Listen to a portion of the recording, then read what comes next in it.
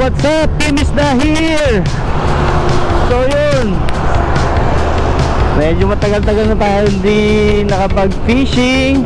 So isang taon na mahigit mula nang dumating tayo dito sa Pilipinas. Excited na ako kasi may usapang kami ng kumpare ko. Ito kami ngayon sa Manila Bay, Pupol. Subukan namin mag-rent ng bangka. Tapos doon kami sa gitna sa Manila Bay. Tingnan natin kung anong mga mahuhuli nating isda mamaya doon sa spot. Update ko na lang kayo mamaya pag nandun na ako sa spot. Tsaka kung ano yung mga mahuhuli natin. Let's go!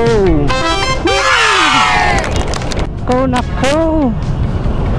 Disgrasya! Dito yan sa Mindanao Ave, crossing ng Congressional.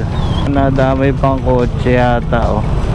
Nadali niya yung nangyari rito. Tinali niya yung stoplight.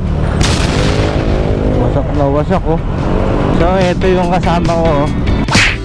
Pari ko, si Pari Bogi. Usapan namin alas 5 hanggang alas 6. Kanina pa ako nag-message sa kanya. Nagising alas 6 nung andito na ako sa Quiapo Church. Kararating na lang. Mag alas 7 na. Walang hiyan to. Kaya siya na pinabili ko ng namin, aalmusalin tsaka tatanghalian dun sa sa spot kasi lalakot kami dito sa may Manila Bay. Yes, isang taon mahigit bago pag-fishing. Sana meron pa kami markilang bangka ganitong oras. Ano ba gusto mo, yate? Ayun, oh, mamali, oh. Ayun ang ngayon, eh. Laki na mamali ngayon, ah.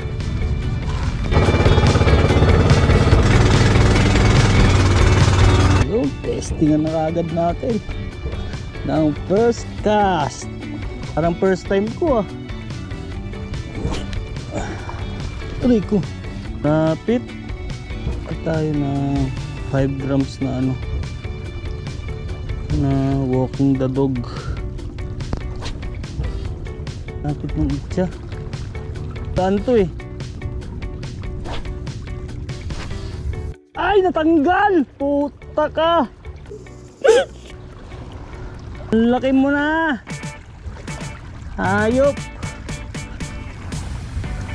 Hindi na yata ako marunong mag-fishing. Nakamayigit 100 cast na kami. Puta, wala pa rin. Hindi na masama, may kumagat kaya lang hindi nadali. Hindi yata tayo marunong mag-fishing. Dito kami sa gitna ng Manila Bay. Oh.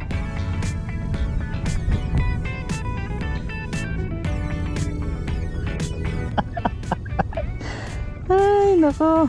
Di na ako marunong mamingwit. Isit. Dala ng pipit ko, eh. Ayan. Kagat. Muli ka naman. Wala na rito yung mga maliliit na isda. Natin sana may uwi naman si Bugi.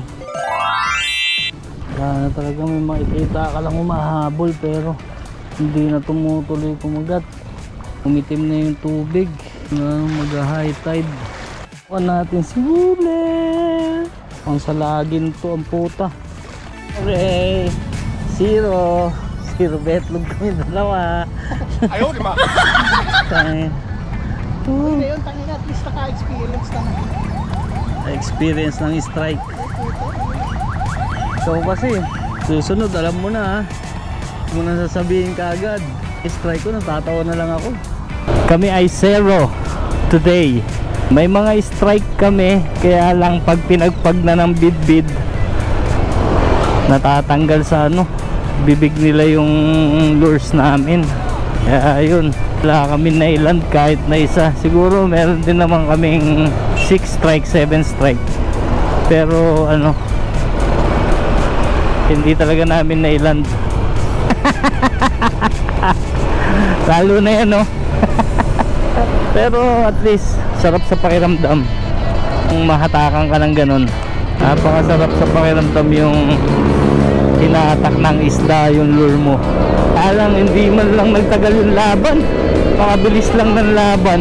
Dahil kapag tumalo na yung isda, pag wala na, sigurado bibitaw na.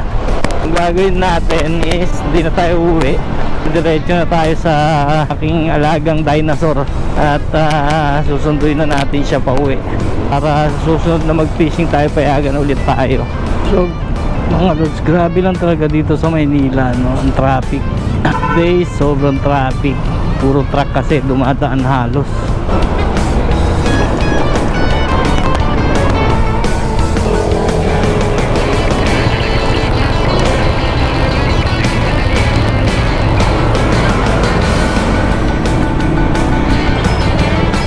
Bango naman.